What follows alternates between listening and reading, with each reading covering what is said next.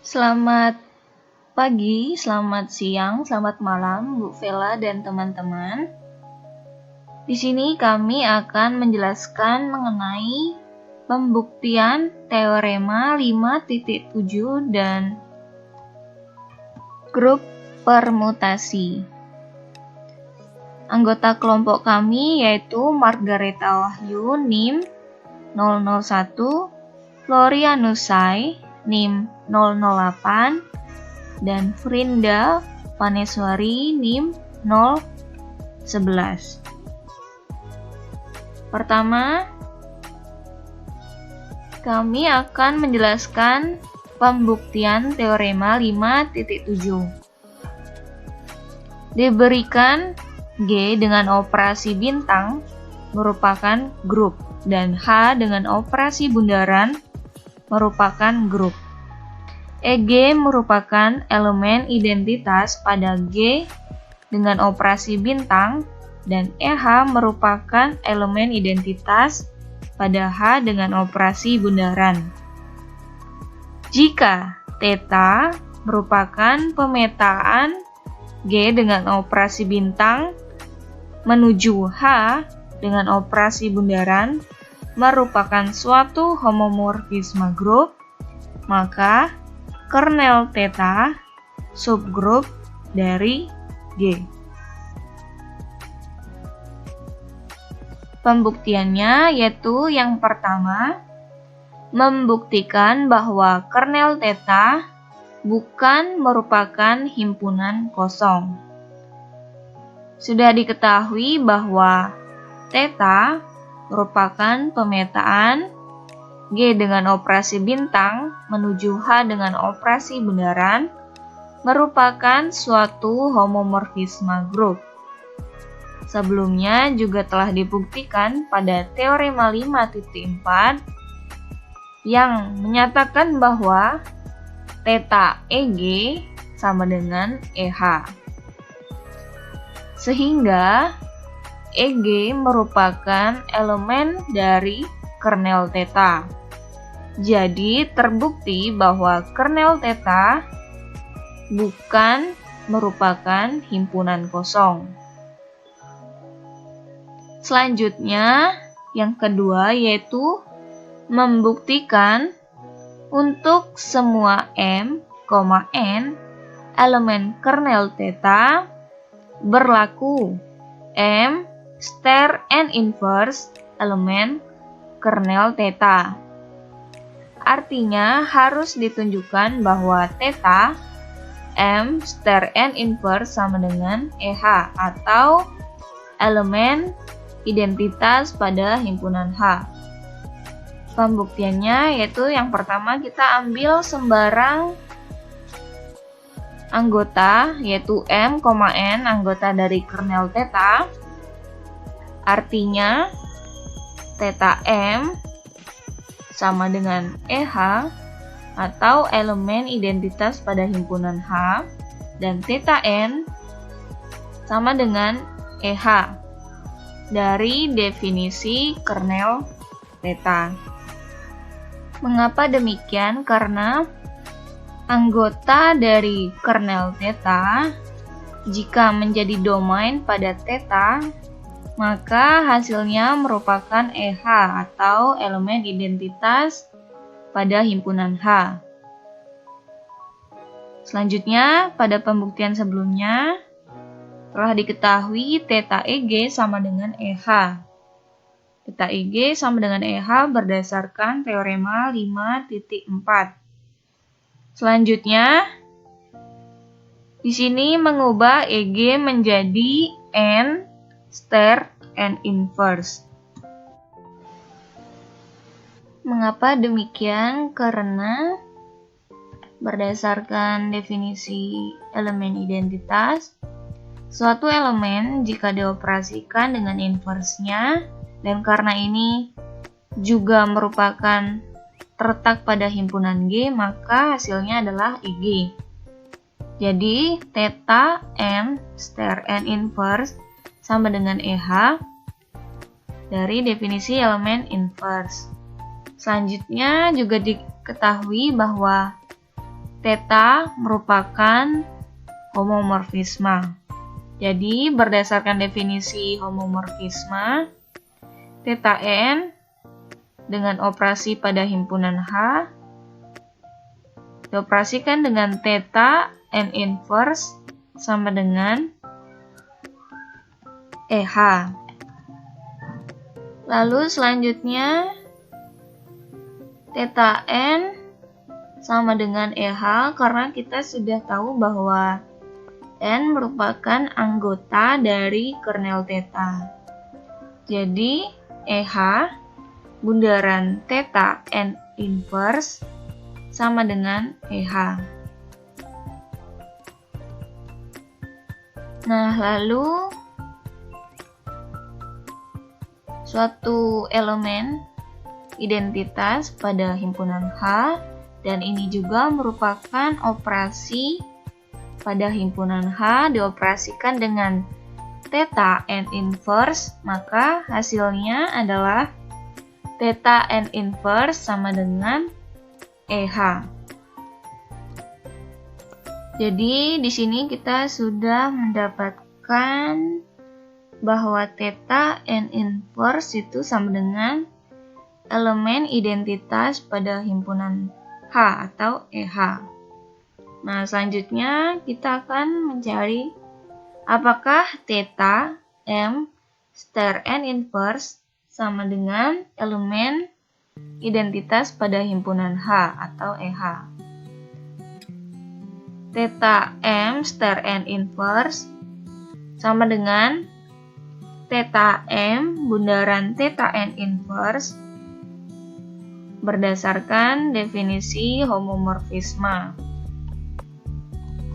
Nah, theta m ini adalah theta m sama dengan EH karena m merupakan anggota dari kernel theta, dan kita sudah membuktikan tadi bahwa theta n inverse di sini itu sama dengan EH atau elemen identitas pada himpunan H.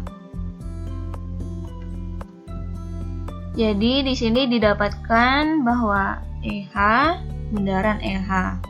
Nah, di sini elemen jika dioperasikan dengan elemen identitas, maka hasilnya merupakan elemen itu sendiri.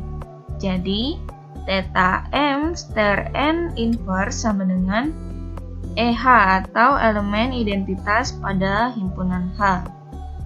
Jadi terbukti bahwa untuk semua m, n elemen kernel theta berlaku m star n inverse anggota kernel theta.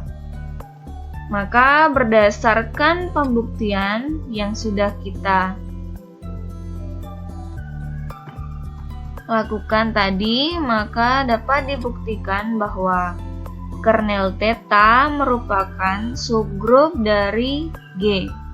Selanjutnya kita membahas mengenai soal latihan pada grup permutasi.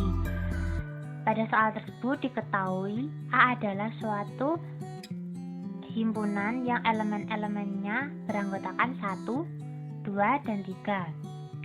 S adalah himpunan permutasi semua elemen-elemen A.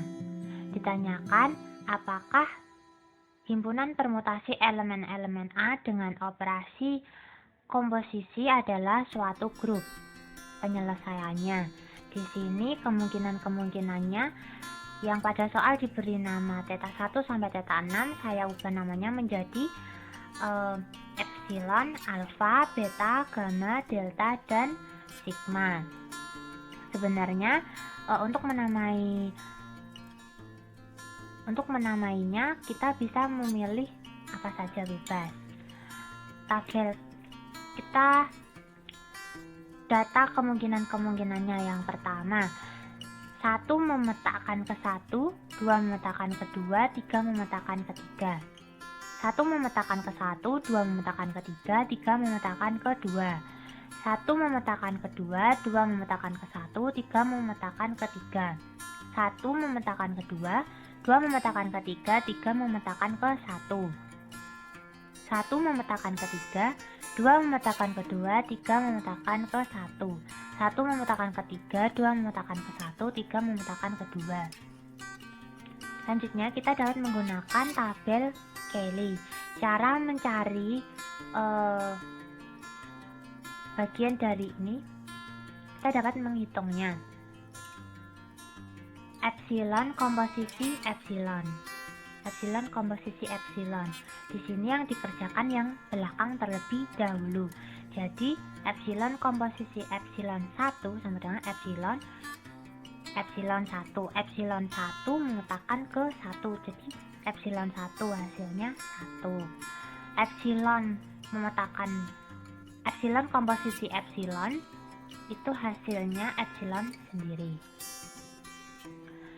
Selanjutnya alfa komposisi epsilon.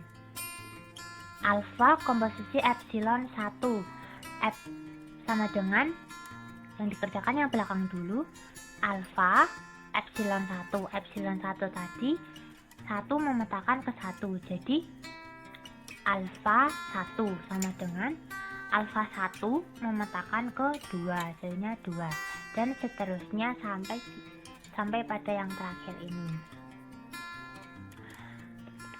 Akan ditunjukkan bahwa S atau himpunan permutasi semua elemen A dengan operasi komposisi merupakan suatu grup permutasi. Yang pertama, will define. Ambil sembarang epsilon 1, epsilon 2, alfa 1, alfa 2 beranggotakan S yang merupakan himpunan bagian atau anggota S dengan epsilon 1 sama dengan epsilon 2 dan alfa 1 sama dengan alfa 2. Sedemikian sehingga epsilon 1 komposisi alfa 1 sama dengan alfa 1 sama dengan alfa 2, karena tadi kan alfa 1 sama dengan alfa 2 sama dengan epsilon 2 komposisi alfa 2. Terlihat bahwa operasi komposisi tidak berubah, maka operasi komposisi itu well defined. Yang kedua, tertutup. Berdasarkan tabel Cayley, terlihat bahwa operasi komposisi yang dilakukan dua buah anggota S, sehingga operasi komposisi yang dilakukan pada dua buah anggota S menghasilkan pemetaan bijektif yang juga merupakan anggota S, sehingga operasi komposisi tertutup. Yang ketiga, asosiatif. Ambil sembarang sigma, alfa, beta anggota S sedemikian sehingga diperoleh alfa komposisi beta, kurung dulu, komposisi sigma sama dengan alfa komposisi dalam kurung beta komposisi sigma. Alfa komposisi beta hasilnya adalah sigma. Beta komposisi sigma hasilnya gamma. Sigma komposisi sigma hasilnya delta, dan alfa komposisi gamma hasilnya delta. Jadi terlihat bahwa operasi komposisi dalam S memiliki sifat asosiatif. Identitas. Ambil sembarang epsilon anggota S sedemikian sehingga epsilon komposisi identitas sama dengan identitas komposisi epsilon, hasilnya epsilon, di mana I adalah identitas berdasarkan tabel Cayley. Dapat diketahui bahwa I sama dengan epsilon karena epsilon komposisi epsilon hasilnya epsilon, alfa komposisi epsilon hasilnya alfa, beta komposisi epsilon hasilnya beta, gamma komposisi epsilon hasilnya gamma, delta komposisi epsilon hasilnya delta, dan sigma komposisi epsilon hasilnya sigma. Selanjutnya inverse. Epsilon inverse sama dengan epsilon, alfa inverse hasilnya alfa, beta inverse hasilnya beta, gamma inverse hasilnya gamma, delta inverse hasilnya sigma, sigma inverse hasilnya delta. Jadi terbukti dia mempunyai inverse. Jadi, kesimpulannya terbukti bahwa S dengan operasi komposisi adalah suatu grup permutasi. Demikian Bu Vela dan teman-teman penjelasan dari kelompok Reta, Ori, dan Frinda. Mohon maaf apabila terdapat suatu kesalahan pengucapan dalam kami menjelaskan. Semoga video ini dapat membantu teman-teman untuk belajar. Terima kasih.